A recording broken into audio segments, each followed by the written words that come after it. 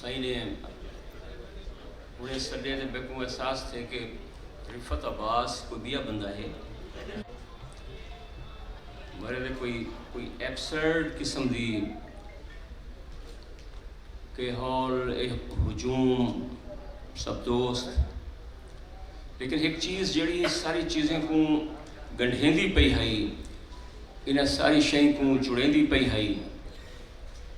او سندھ دا مکھ سندھ دیاں اکھیں ہن مکھ اور اکھیں ڈبوں تال میل ہے کہ مکھ میرے حصے چھائی اکھیں توریاں ہن تو ایک لمحہ جڑا اون ساری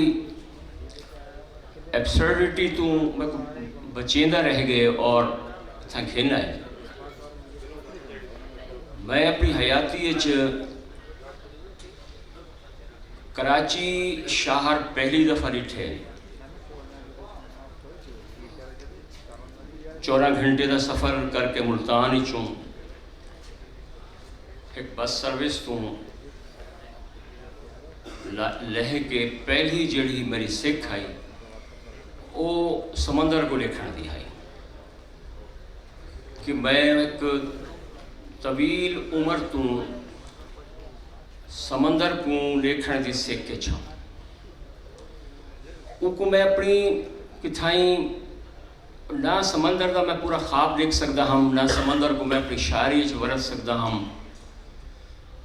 سمندر دا میں کوئی اندازہ نہ ہے تمام تر ڈاکومنٹریز لکھن دے باوجود بس تو لاہن دے بعد پہلا پند ایک 14 گھنٹے دا پند کرن دے بعد وہ سمندر دیکھن دا پند ہے اور میں کو لگا کہ میں سندھ دا کراچی شہر سندھ دا مکھ ہے کراچی شہر سندھ دیاں اکھیں ہیں سندھ ایو مکھ لکھیں دے سندھ ای اکھیں نہ لے تھے اساں سریکیاں ہستے سندھ آن دیو ہمیشہ مان دی گال ہو دی آج بھی بھوٹا واہنی چوں اساں کئی صندوق کے لٹ دیو آنے ہیں اور سندھ سا کو بھمبھور ول کٹ گندے ول جیوا لیندے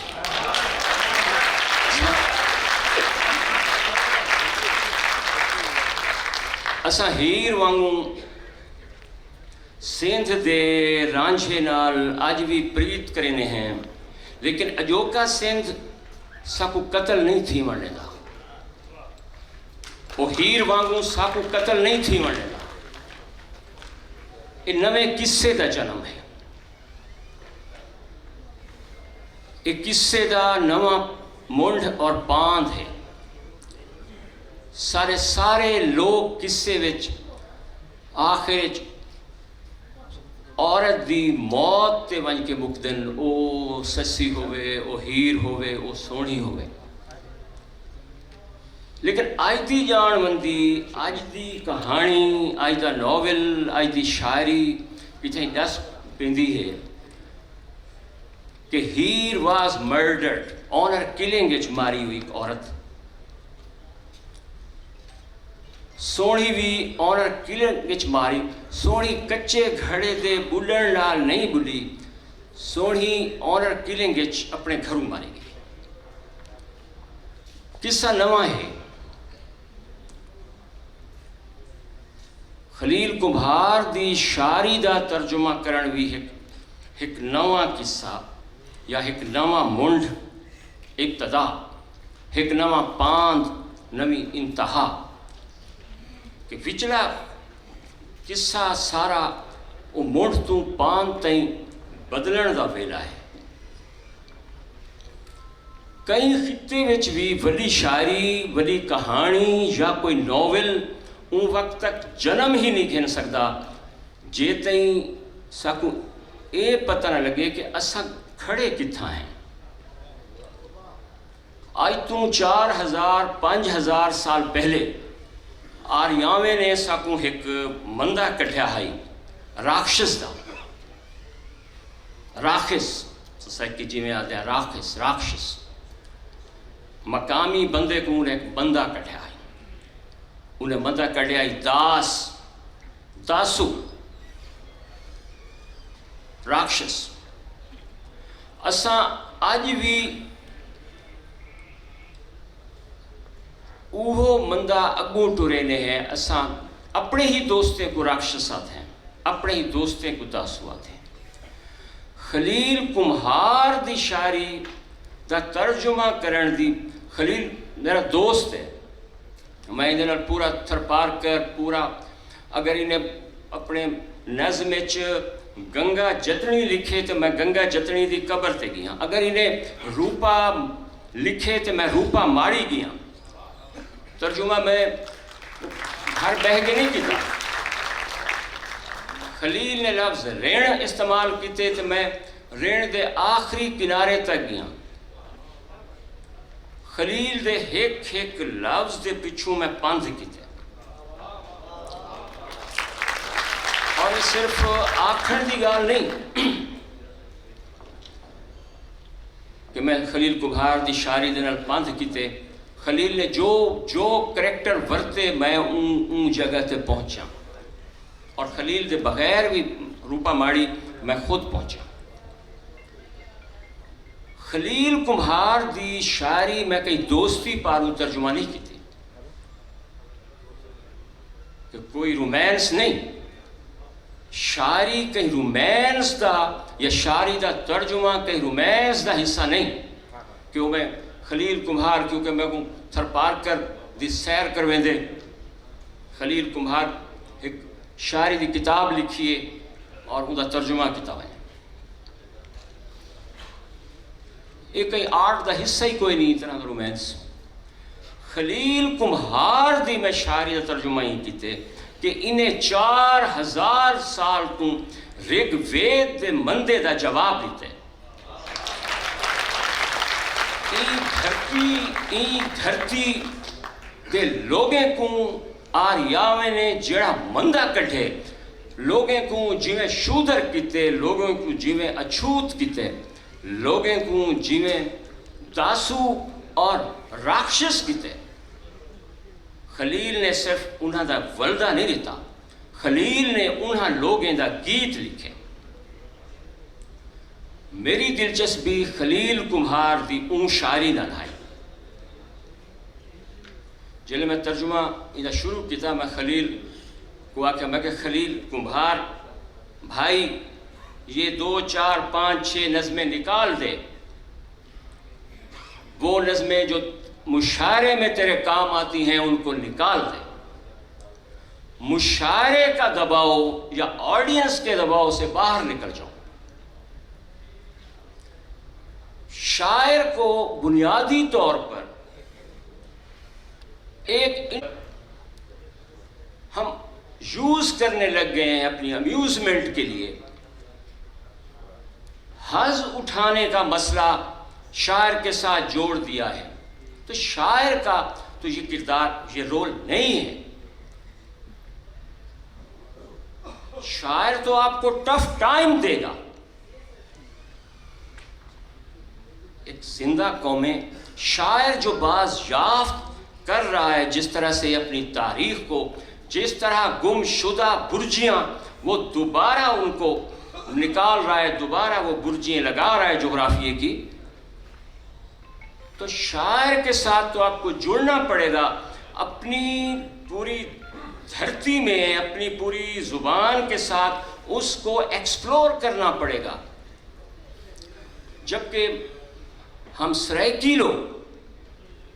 शायद आप सिंध में रहने वाले भी, हम किसी नए सुरमा या सुरमी के जन्म से डरते हैं। हम किसी को आसानी से सुरमा नहीं बनने देते। हम किसी को बहुत ही सहूलत के साथ सुरमी नहीं बनने देते। तो मुझे लगा कि इस थरपारकर से एक लेजेंड उभर रहा है। उसकी शायरी में बात करूंगा मैं आपसे।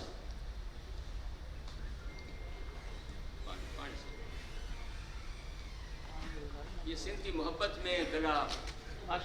سوکھ سکتا ہے، ابھی سندھ ہے، سندھ کا مطلب بھی پانی ہے.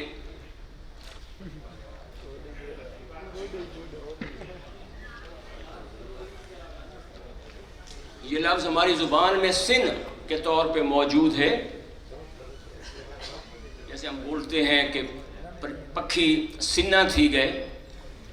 کپڑے سننے ہیں. سن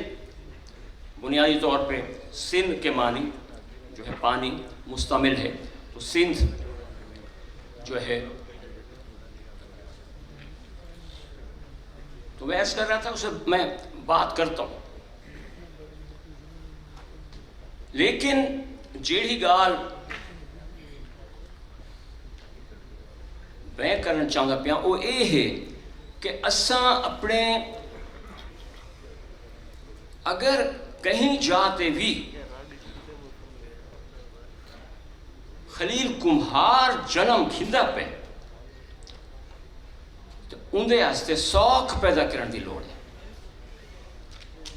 میرے کو لگا کہ میں ذاتی طور پہ خلیل کمہار دی شاعری تو سیکھ سکتا. میرے کو لگا کہ میری زبان، میرا سریکی خطہ خلیل کمہار دی شاعری تو سیکھ سکتا. میرے کو محسوس تھیا کہ اساں این خطے چ وسن والیاں ساریاں قوماں خلیل کمہار کو نوں سیکھ سکتے ہیں. جڑا میں عرض کیتے کہ میرا ترجمہ کرنے دی وجہ اے ہے، اور او گال بجائے کہیں بڑے کہیں جگلری دا کہیں چابک دستی دا حصہ بڑھاون تو پہلے میں عرض کراں کہ وہ گال کیا ہے جڑی میں کو لگی. اساں بہوں عرصے تو این دھرتی تے رومانس دے ذریعے انقلاب کرن یا انقلاب دے ذریعے کو رومانس کریٹ کرن دے عادی ہیں. سارے بڑے شاعریں ہی رومانس دی لاند گاڑی اتے بہ کے انقلاب کرن دی کوشش کی، یا کہیں اوپری جمالیات دی اٹھ گاڑی تے بہ کے کوئی انقلاب برپا کرن دی کوشش کی. نہ رومانس بچا، نہ جمالیات بچی، نہ شاعری بچی.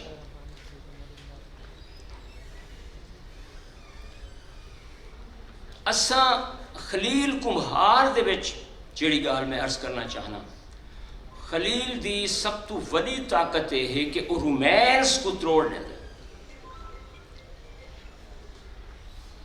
عمومی طور پہ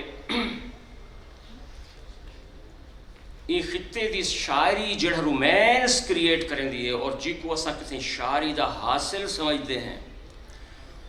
اور سمجھتے ہیں کہ ایو ہی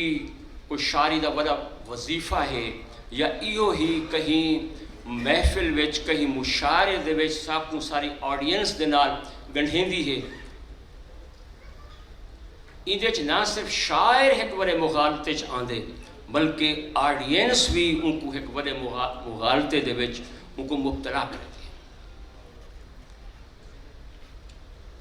اساں جتنی پریکٹس کرنے میں اساں دے وچ ایک کٹھی گال پہ کرنا اپنے سریکیاں دی بھی، اور کئی حد تک دوست بیٹھن انہوں کو اجازت نال کہ کوئی اوکھی گال ہوئے تو بندہ اجازت ضرور گھن دے. اساں کتھائیں رل کے کوئی رومانس کریٹ کرنے، وہ شاعری وچ بھی، وہ کہانی وچ بھی، وہ اپنے ناول وچ بھی اساں کو تروڑنے دے قابل ہی کوئی نہیں.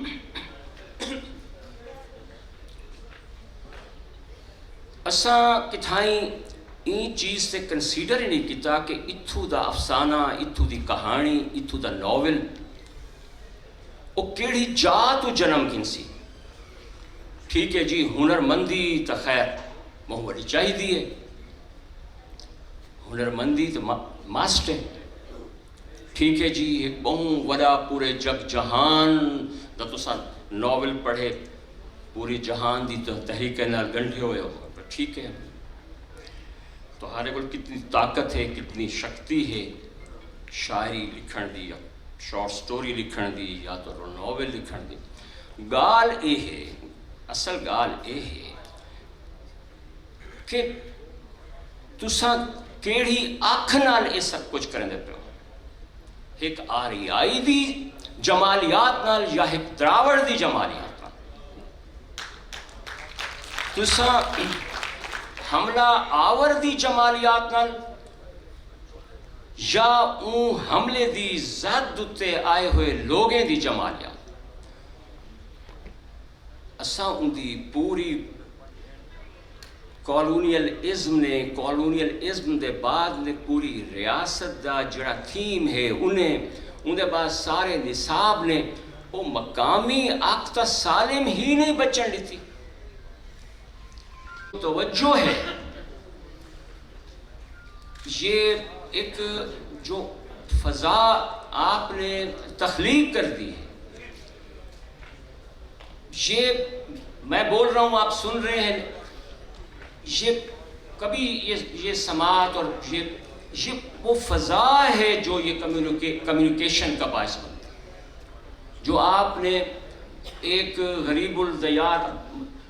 سندھ میں آ کے خود کو میں غریب الدیار میں نے غلط کہہ دیا، وہ پھر اردو کا محاورہ پھر چڑھ گیا، تو وہ جس طرح سے آپ نے فضا بنائی ہے میں اس کے لیے شکر گزار ہوں آپ کا۔ خلیل کمبھار دی شاعری کو سن دیا تے پڑھ دیا ایویں لگ دے جی میں وہ شاعری دی اون جاہ تے ویلے وچوں پی الویں دے جتھاں اساں ہیں، اساں جڑے حیاتی دے ایک درگھے دگ تے اچھوت تے شودر تھے ہیں، حیاتی دے ایک درگھے دگ تے اچھوت تے شودر تھے ہیں، اساں جنہاں کو راکشس دا مندہ کٹھا گیا، اساں جنہاں دا سوم رس چھکیا گیا، اس جہاں کے بندے کی اس سے سوم رس کا پیالہ اور اس کی بانسری بھی تو چھن گئی نا جی، یہ تو دوبارہ بانسری، یہ شاعری جو ہے وہ اپنی بانسری کا دوبارہ کہیں حصول ہے، اپنے پیالے کی واپسی ہے۔ اساں جڑے اپنے شاعریں کو بچینیاں راوڑ تھے ہیں، پھر معذرت کے ساتھ اس سارے قصے میں جو قصہ ہے رامائن کا، اس میں ہم تو راوڑ ہیں، ہم تو اپنے شہر کو بچاتے ہوئے مارے گئے اور اپنے شہر کو بچانے کی پاداش میں آج بھی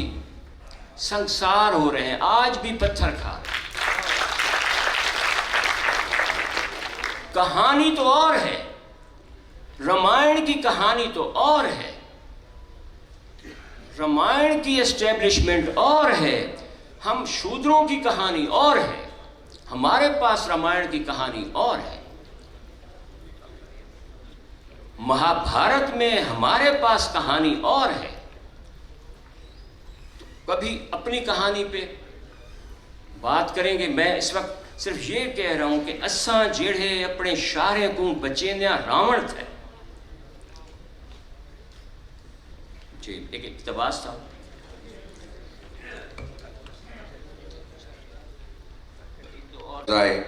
اسانجے سندھ سرائکی وسیب جے عاشق محترم نذیر لغاری صاحب جن کے اجر پہرائیں سنیل کمار۔ وہ سب بنارس جیڑا رن کندیے تے گوٹوں نہیں جا سکو سب بنارس جیڑا۔ یہ ترجمہ اگر آپ کہیں کہ